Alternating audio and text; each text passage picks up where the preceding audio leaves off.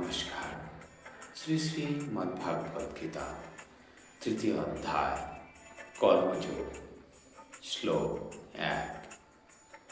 অর্জুন উবাচ জয়োষি যৎ কর্মণন্তে মতা বুদ্ধি জনার্দন তৎ কিং কর্মাণি ঘোরে মাং নিয়োজয়সি কেশব। অর্জুন বললেন, হে জনার্দন, হে কেশব, যদি তোমার মতে কর্ম অপেক্ষা বুদ্ধি শ্রেয়তর হয়, তাহলে এই ভয়ানক যুদ্ধে কেন তুমি আমাকে নিযুক্ত করতে চাইছ? তাৎপর্য: পূর্ববর্তী অধ্যায়ে পরমেশ্বর ভগবান শ্রীকৃষ্ণ তার প্রিয় সখা অর্জুনকে জড়জগতের দুঃখার্ণব থেকে উদ্ধার করবার জন্য আত্মার স্বরূপ বিশদভাবে বর্ণনা করেছেন এবং সেই সঙ্গে তিনি আত্মার স্বরূপ উপলব্ধি করার পন্থা প্রদর্শন করেছেন। সেটি হচ্ছে বুদ্ধিযোগ বা কৃষ্ণ ভাবনামৃত। কখনো কখনো কৃষ্ণ ভাবনামৃতকে ভ্রান্তিবশত কর্মবিমুখতা বলে মনে করা হয় এবং এই ধারণার বশবর্তী হয়ে অনেকে নির্জনে ভগবান শ্রীকৃষ্ণের নাম জপ করে কৃষ্ণ ভাবনাময় হয়ে ওঠার চেষ্টা করে। কিন্তু কৃষ্ণ ভাবনামৃতের দর্শন সম্বন্ধে শিক্ষালাভ না করে নির্জনে কৃষ্ণ নাম জপ করার মাধ্যমে কেবল সাধারণ অজ্ঞলোকের সস্তা বাহবা লাভ উপদেশযোগ্য নয়।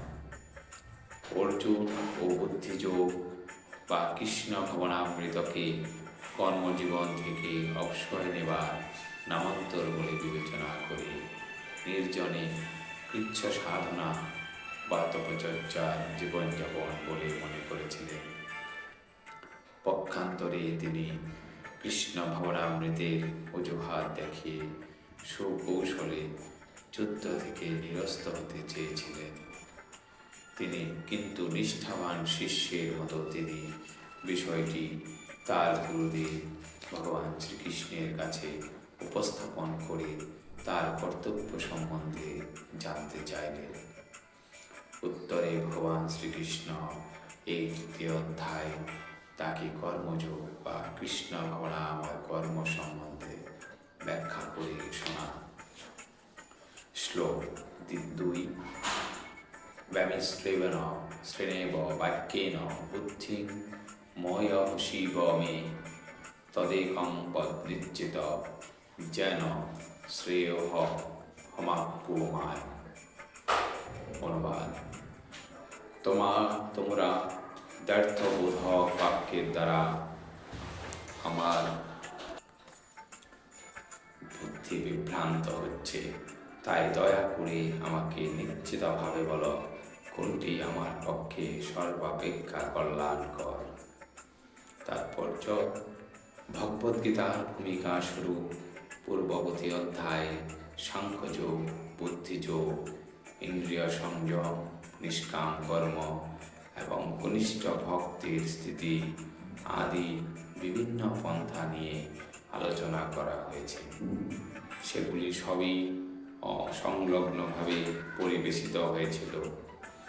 কর্মোদ্যোগ এবং উপলব্ধির জন্য এ বিষয়ে আরও সুবিন্যস্ত নির্দেশাবলীর একান্ত প্রয়োজন। সুতরাং অর্জুন আপাত বিভ্রান্তিকর বিষয়গুলি আরও সরল করতে চাইছেন, যাতে সাধারণ মানুষরাও কোনো রকম অপব্যাখ্যা ছাড়াই সেগুলি গ্রহণ করতে পারে। যদিও কথার জাল বিস্তার করে অর্জুনকে বিভ্রান্ত করার কোনো উদ্দেশ্যই শ্রীকৃষ্ণের ছিল না, কিন্তু নিষ্ক্রিয়তা অথবা সক্রিয় সেবা কোনোভাবেই অর্জুন কৃষ্ণ ভাবনামৃতের পন্থা অনুসরণ করতে পারছিলেন না। পক্ষান্তরে বলা যায়, ভগবদ্গীতার রহস্য উপলব্ধি করবার উদ্দেশ্যে গভীরভাবে আগ্রহী শিক্ষার্থীদের জন্য অর্জুন নানা রকম প্রশ্ন করে কৃষ্ণ ভাবনামৃতের পথকে সুগম করে তুলছেন।